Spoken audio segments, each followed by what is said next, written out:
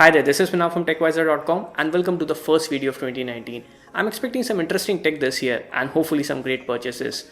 But today I'm going to talk about my first purchase of this year, the Phillips AC2887 air purifier.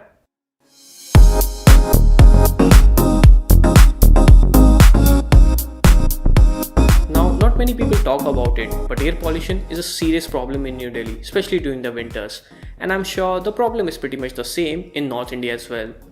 Now, I had already bought the Mi Air 2S 3 months back and it worked great. But a couple of weeks into use, it stopped working properly and I had to replace it. Now, when it comes to value for money, you won't find better deal than the 2S, which is pretty much true for every other Xiaomi device. In fact, that's actually Xiaomi's X factor. They know how to make the best budget device. But at the end of the day, no product is foolproof. So we looked at some of the alternatives and found out the Philips 2887, the best one for our needs. Now, before we proceed, a quick buying tip for all those who are looking to purchase an air purifier.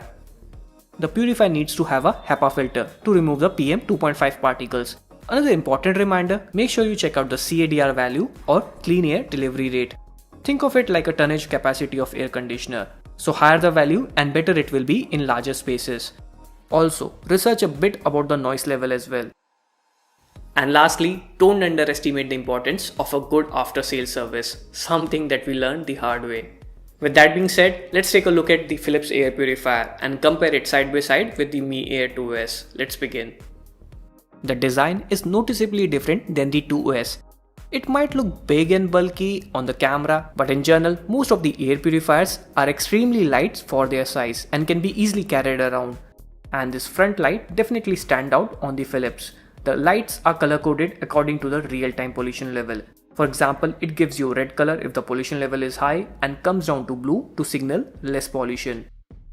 Now the top panel here houses the touch controls like the power button, the auto mode button, the fan speed button and the timer button, which in my opinion is a good addition. And in case you are wondering, no, it's not the back button but the reset button. Also, you can tap on the light button to shut off the lights at night.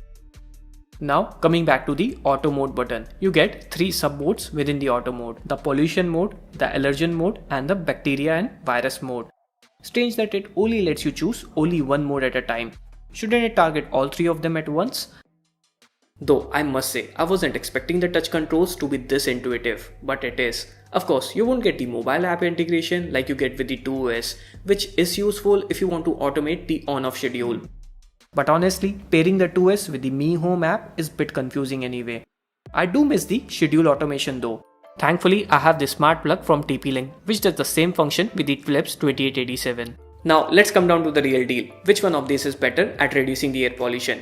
Well, we tested both of these air purifiers in 2 different meeting rooms of same size, and these were the result after an hour. Honestly, I was surprised and shocked by the results.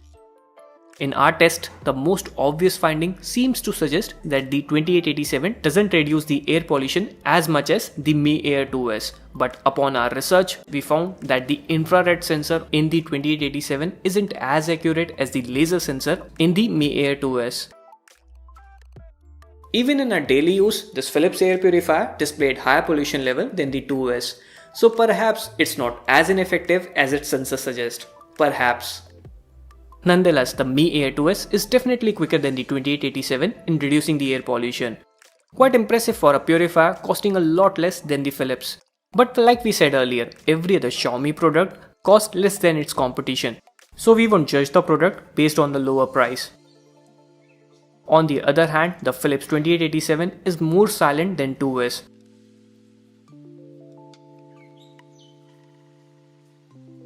And the final parameter of our comparison is the after sales service. When the 2S stopped working properly, instead of getting the checkup at home, we had to carry it to the service center to get it replaced.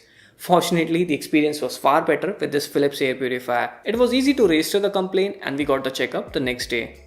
A couple of viewers also had a few doubts about the HEPA filter. Well, you will need to replace the HEPA filter once every 3 to 6 months depending on the use.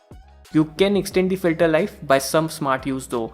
Personally, I mostly use the purifier at night when the pollution remains typically high. Both the 2S and the 2887 reminds you to replace the filter, and as for the filter cost, it is about 2 grand for the 2S, while the filter for the Phillips cost a little over 4 grand. Well, that's too much. So finally, which one should you buy? If you're looking for something under 10k, then the 2S offers the best value. You get a good CADR and the mobile app integration. That said, it has its fair share of problems like after sale service and high noise at full speed. And this is where the Philips air purifier comes in. Sure, it may not have the app integration like you get with the 2S, but honestly, you shouldn't be caring about this bells and whistles in the first place. With the Philips 2887, you get a slightly higher CADR than the 2S, a less noisy fan, and definitely better after sale service. I would say it's an ideal combination. Anyway, let me know what you guys think in the comment section below, or which air purifier are you going to buy. Like always, it's Minar signing off. I will see you in the next one.